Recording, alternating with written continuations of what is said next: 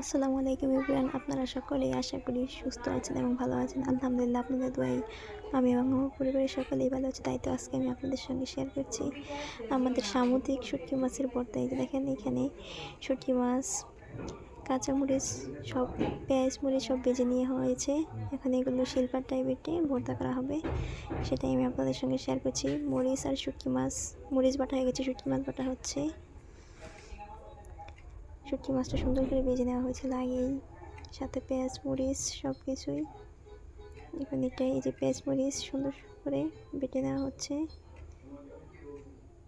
এই ভর্তাটা খেতে কিন্তু খুব মজা লাগে। আপনারা কে কী ভর্তাটা খেয়েছেন অবশ্যই আমার কমেন্টের মাধ্যমে জানাবেন, এবং ভিডিওটি ভালো লাগলে অবশ্যই একটি লাইক করবেন এবং পরবর্তী ভিডিওর জন্য চ্যানেলটিকে সাবস্ক্রাইব করে রাখবেন।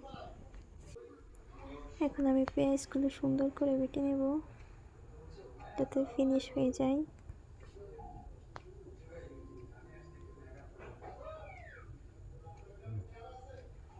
যে আমার সব পেঁয়াজ বাটা সুন্দরভাবে কমপ্লিট। এখন এটাকে আরেকটা বাটা দিয়ে দিব সবগুলো মিক্সড করে, তাহলে আমার বাটার কাজ শেষ। তারপর সবগুলো মরিচ, শুটকি, পেঁয়াজ রসুন মিক্সড করে পরিমাণ মতো লবণ, পরিমাণ মতো সরিষার তেল দিয়ে দিব, তাহলে আমার ভর্তাটা কমপ্লিট হয়ে যাবে। সুন্দর করে এটা মিক্সড করলেই এটা স্বাদ বহুগুণ বেড়ে যাবে। সরিষার তেল দিয়ে মিক্সড করা হচ্ছে।